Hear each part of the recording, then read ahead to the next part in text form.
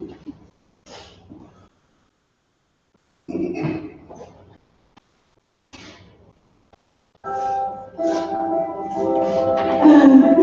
going to move into open mic. Have an opportunity to share your stories, who you are. And I just want to start just by reading one on my mom's behalf for her. It wasn't until my children reading my mother's past alive that I started experiencing the lively, dramatic mother who raised me. Natalie was diligent to go through old pictures, unbeknownst to me, and Matthew then took them and made them into a video. The bedridden, frail, and dependent person I cared for was lost in the shadows. I truly had forgotten the strong-willed, independent, free-spirited person Mom had been. Mom would pack up her .38 caliber pistol and drive to the mountains and shoot tin cans right off the fence. She'd then load up a bunch of moss rocks and drive them back home to create a beautiful rock art. So many memories are flooding into my mind because my children remembered their grandma in those glorious days. Mom even saved me from a rattlesnake by taking a rock and hitting it right over the head. Mom was never ready to go to her heavenly home. She loved being alive, even at the very end of life. Mom called me her sidekick, her best friend, her baby doll, and her mainstay. Every day, she told me that she loved me. And when I entered the room, she'd throw up her arms and say, "There's my girl." Mom, I know you didn't want to leave this earth, and I pray that when you reopen your eyes, that you see your Lord and Savior, Jesus Christ, and feel the peace you never knew on this earth. I love you so very deeply. Marsha. Anybody like to come up and speak now?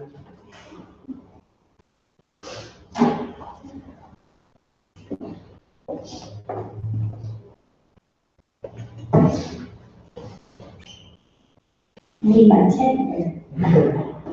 Grandma's teddy bear, actually. Hello, I am, if you don't know me, I'm Natalie, one of Marie's granddaughters. I will be speaking today on behalf of my family that's not with us here. I have my family out of state. So I'll read for my husband and my 3 of my children. I'm not speaking loud.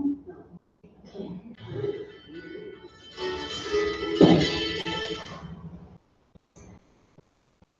Sorry.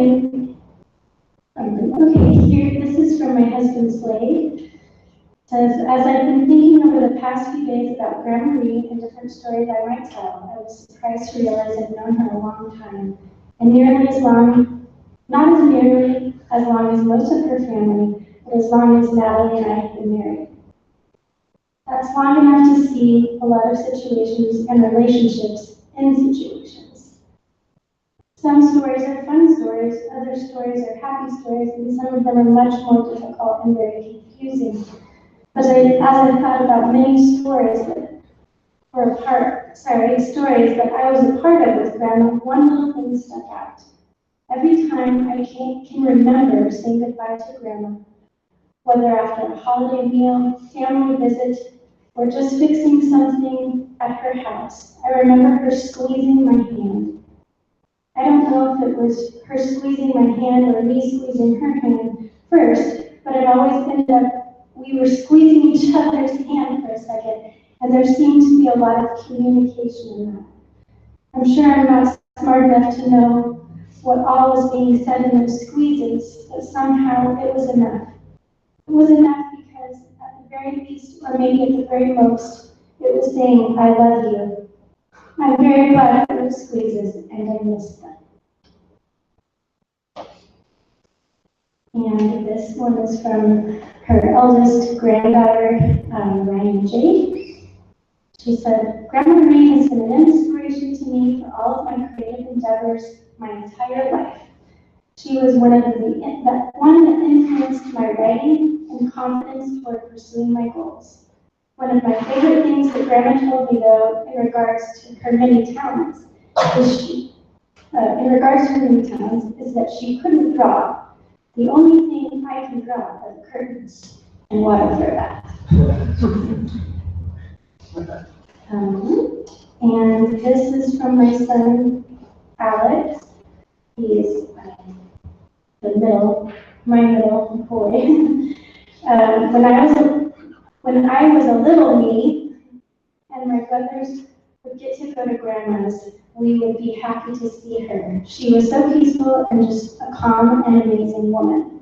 My favorite thing about going to Grandma's was to eat her favorite jelly beans, and that was black licorice. They were my favorite, and every time I smell the smell of black licorice, it reminds me of Grandma.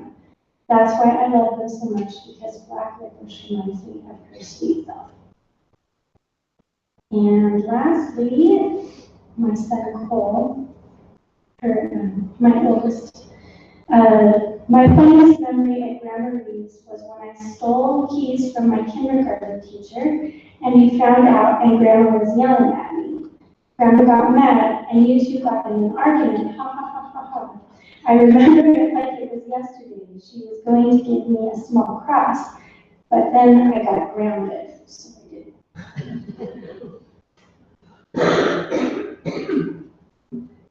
And now I'd like to share my thoughts.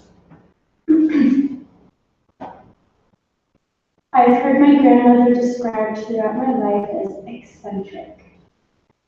The definition being one that's slightly strange or unconventional. I used to wonder if eccentric was a good or a bad thing.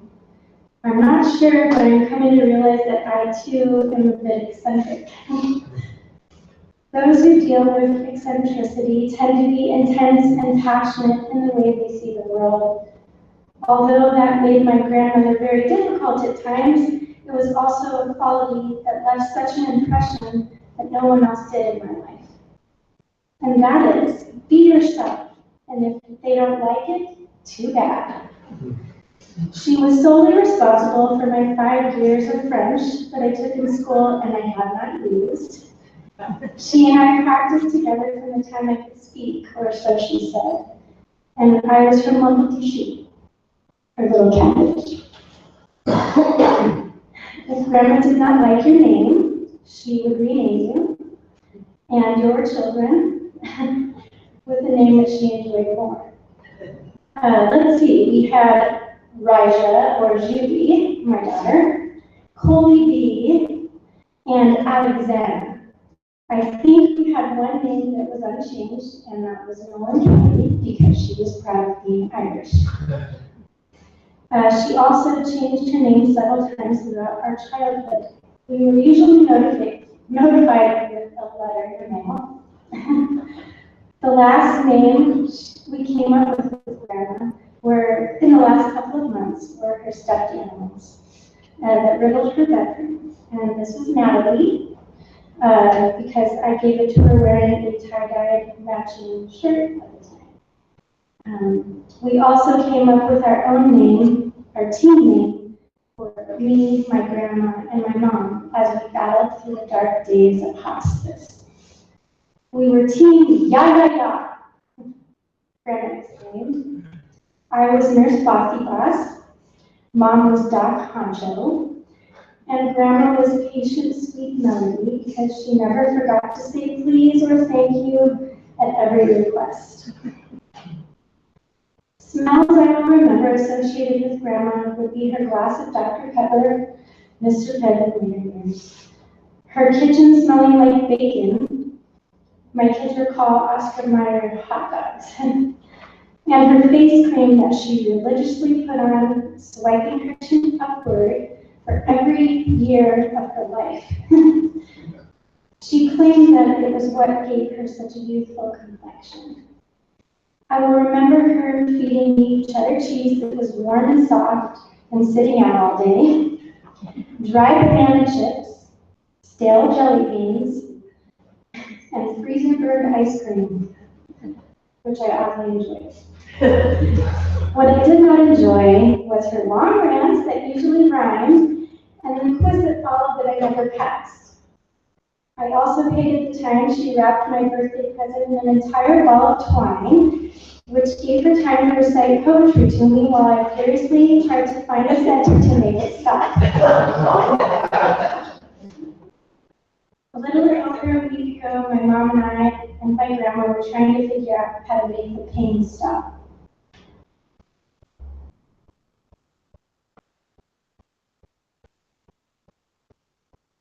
Grandma was in the middle of the night. Up in the middle of the night, she was anxious and could not rest.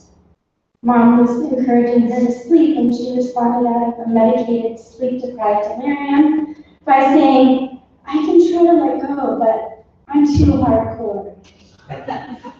Mom and I began to laugh, being that the words mean something different to this generation. But the fact is, she was hardcore.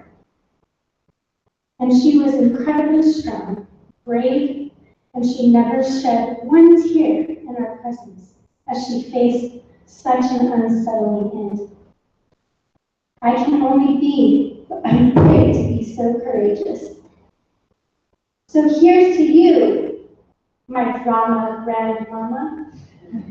Je vous aime. Ya, ya, ya.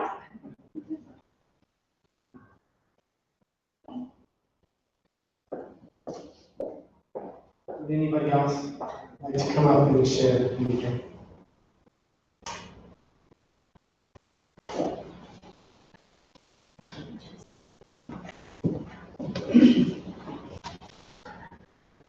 I didn't plan anything, but there's a few things that I think we should remember about my mom. One of them, my father attested to being the truth, and therefore it wasn't one of her made-up stories, which was one time they were driving in the car, and it was the first time they heard the song that the 60s are known for, which is, help me now, rock around the clock. My dad goes, "Great, did you get your song published?" And she's like, "No." But apparently when she used to sing at Sky Chef and other places, she sang that song, and a lot of famous people came to the airport, and someone must have picked it up. And that song, I guarantee you, was my mom's song, and she never got credit for it. We should be singing that today, right? The other thing that you mentioned for your mom a minute ago about the snake, it was a flat rock. We were having a picnic in the mountains, and it was a flat, jutting out rock, and there was a rattlesnake under it. And Mom, whoever was sitting there, she pushed, I thought it was me, she pushed you off. And she didn't just kill the snake, she picked it up with a forked stick to show it to us. And then threw it down and killed it. Because yes, she was badass, or hardcore, or yeah. Something, I don't know. But yeah, I think she killed 2 snakes growing up in Kansas on the farm. So this was nothing to her. It was like, this is what a rattler looks like, this is what they do. And she's just like holding it there, you know? I'm trying to think of other things that were so uniquely, a story that I shared with some of my friends recently. We were very fortunate. We got to have birthday parties and have our friends come over. We had some other parties, and she, of course, made it. And one of the friends that I still see from high school mentioned that my mom was the first person to share or teach them about the spirit world of spirits, because we would do the Ouija board and seances and levitations and all sorts of things. And at my birthday parties, even some of the boys crashed the parties. And these are memories that people still bring up when they see me. But I was going to say about that. Oh, so, but there was also, I think it was my sophomore year, I was just having a regular party. We were down in the basement, and those of you who knew my mom, she would not be real happy with all the windows and the light coming in, right? Because everything was dark. In the basement, there were even wooden shutters on the windows, so it was pretty dark down there. And one of the boys that we were in high school with was downstairs talking to my mom, hitting on her. And I didn't realize that until I walked up and I go, "Mom," and the look on his face, like all the color right out of his face. And I cannot remember who it was, because I don't think he spoke to me again all through high school because I was so embarrassed. But she was that gorgeous when we were in school. And I used to joke that if I was having a blind date, someone were to come to the door, she'd answer the door, they'd say, "Hey, are you ready?" And then I'd come to the door, and they'd be like, "Oh my God." She was young. We had the youngest mom, at least for me, because being the oldest, she was only 21 or 21 when I was born, but she was something to have to live up to, wearing hot pants and, you know, stop at traffic, she'd wear those with cross Bosworth and stuff, you know, she did turn heads when she'd walk in the room that people would notice, and she would wear, you know, she'd be on the front of the newspaper for the dresses that she sewed to wear at Galen Ball, which was $100 a plate in the 60s, and she'd be the best dressed, because she knew how to sew and she knew how to dress for who she was, and so it was like, there was a lot of insecurity in her, and yet she still was able to hold herself almost like the dramatic part of her could be the strongest part, and that was who she would let other people see that in reality she might not have really felt inside herself. You know, that strength that we see, I mean, you can see in the pictures, is like, that's who she wanted us to see and to know. And I know that my sister got to know her because my sister had been caring for her for almost 20 years. Got to see the person that she was, the last pictures that you saw where she was old and stuff, you know, that she was more vulnerable then. She was less intimidating. And that's the person that I really got to know, more than the person that, because she had to be a mom, baby, and whatever, you know. It wasn't always great, but I learned a lot of things from her. Like my first memory of my mother is being probably 4 and living on Pontiac, 6 blocks from Laramie Air Force Base.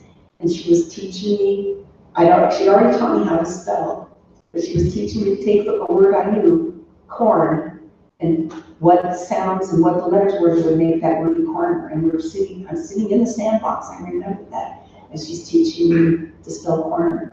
And when she was pregnant with my sister, she read nursery rhymes to me all the time, help me go to sleep, so she could rest my sure. And so that poetry, that rhythm became part of who I was. And so my writing skills and some of the things that I am, I owe to my mother that she gave me. And it wasn't just the curtains and that she could draw. She also said that she could draw flies in every minute.